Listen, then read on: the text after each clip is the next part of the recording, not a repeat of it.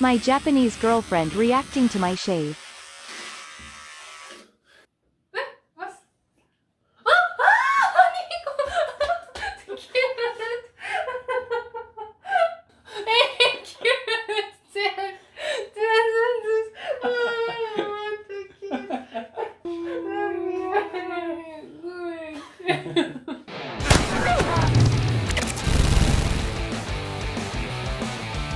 Alright, what you just saw was a video that got 1 million views, more than 1 million views already, on TikTok. Yeah, this is me, Nico, and... yeah, and we are finally together again after being 1.5 years separated. So we get to finally make videos together again, and I guess TikTok and you guys love it, so thank you very much. Anyways, what you're going to be seeing now is a compilation of TikTok and Shorts videos, short format videos about Japan. Some of them are analytical, some of them are just fun, and some of them are her being culturally shocked. And oh yeah, we didn't just get one 1 million view video, we got 2 of them back to back on TikTok, and you're going to be seeing the other one later in this video, so stay tuned. It obviously must be good, because it got 1 million views on TikTok. Alright, enjoy the compilation. In Japan, you can buy pre-owned hentai! Yeah! I'm not kidding. Fun fact, the majority of this hentai isn't actually pre-owned. The explanation for this can be found easily by looking at the next door Pachinko parlor. Pachinko is kind of gambling, but in Japan, gambling for money is illegal. But the Pachinko parlors have found themselves a really nice solution. By giving out prizes and having the winners take them to the next door pre-owned goods store, they can effectively circumvent that law. That's what the pre-owned hentai is really for. And that is why in Japan, you can buy pre-owned hentai! Yeah! So how was it like to travel in the Japanese countryside without knowing any Japanese? That's a really great question, Anna, and thank you for asking that. And the short answer is you're screwed. Yeah, basically the company is operating public transport. Well, they don't put up signs in English. Why? No one ever goes to the countryside. You think you might be able to ask someone for help, but you're basically screwed again because why would they know English? No one ever goes to the countryside. You're screwed all the way. If you want to go to the countryside Japan, make sure that you have a rock solid plan, or at least you bring a Japanese friend, or better even both. Japanese people hate debt. Yeah! Yeah, in Japan it is really atypical to use credit cards. Cards, for example, are typically paid in cash! And that is because Japan is a really risk-averse country. Anything that has a risk attached to it, the idea is to minimize that. Even companies in Japan hold massive cash reserves in case something bad happens. Yeah, and the only kind of debt people usually take on is a house. Well, might as well, or you'd be paying rent otherwise.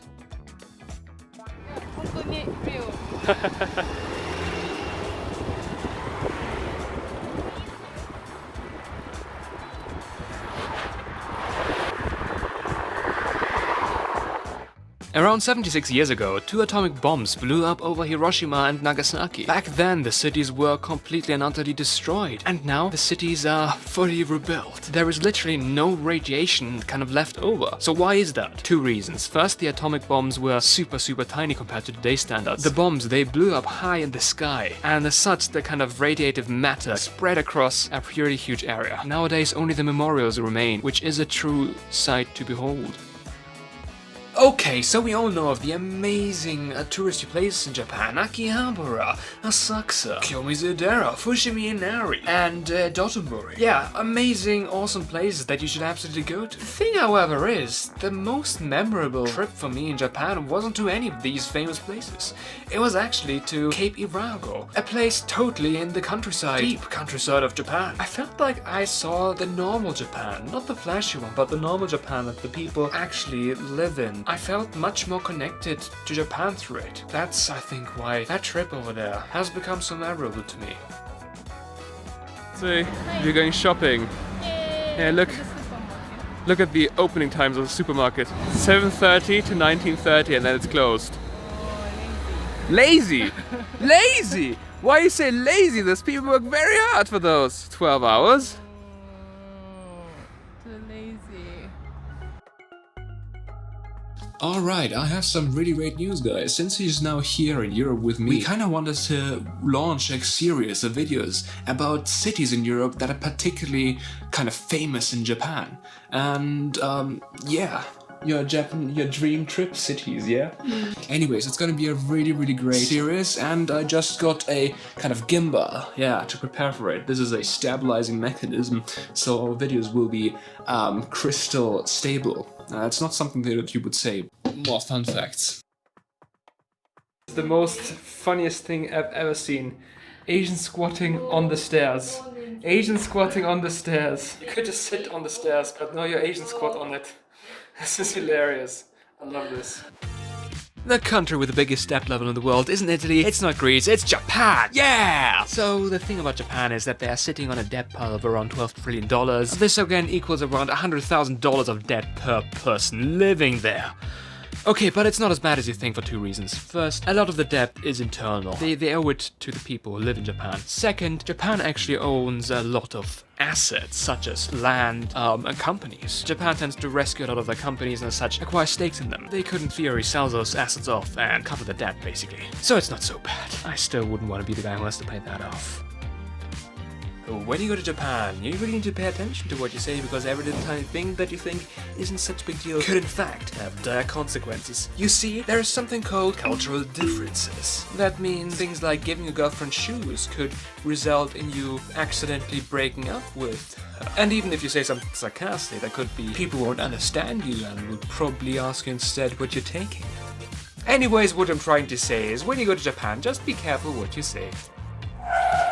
So Japan is like the most perfectionist country in the world. I was looking at this map here of Japan, where I then spotted here, near Nagoya, this massive field of, agriculture. Look at that. Look at how efficient they fully use all the land that is available to them. Look at it. It looks perfect. I mean, just look at it. You can see it, right? And there's like a small lake next to it, and that is like a water reservoir that waters all the land there. Japan does even agriculture perfect. Oh yeah, and there is a golf course as well, because why not? Yay!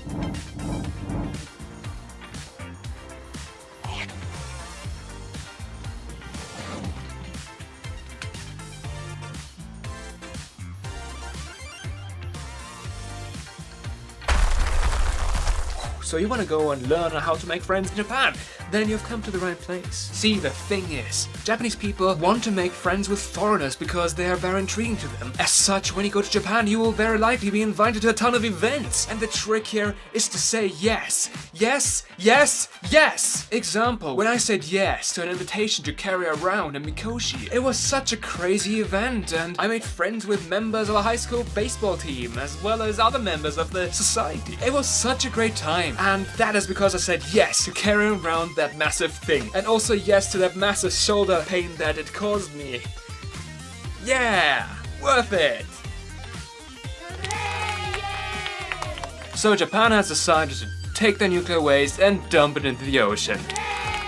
Yeah! Okay, but it isn't so bad. Here's why. Every single one of us is currently experiencing exposure to radiation. Yeah, there is a small amount of radiation that you're being exposed to all the time, which actually originates from the Big Bang and is called the cosmic background radiation. As such, small levels of radiation we're actually tolerant to. Dumping it into the ocean could still lead to problems. The ocean currents could lead to concentrations of that nuclear waste forming at smaller hotspots.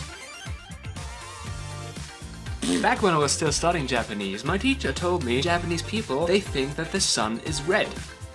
Yeah! Now we obviously know that that is not true. The sun is in fact not red, but invisible because the clouds are blocking it right now. However, the Japanese might actually be quite right about that sometimes. Because you have to see, the Japanese, they're not stupid. They don't look directly at the sun during the daytime. They look at it during sunset, where it is in fact red. Looking at the Japanese flag, you can quite clearly see now that that is supposed to represent the sun, and as such, that is why Japan is considered to be the land of the rising sun. So one thing that is totally different between Western and Japanese girls is that Western girls, they hate this. This they absolutely hate. Like, don't touch my hair. Yeah? But you, well, you're loving it, aren't you? Yeah, of course. I love it. Exactly. I feel your love.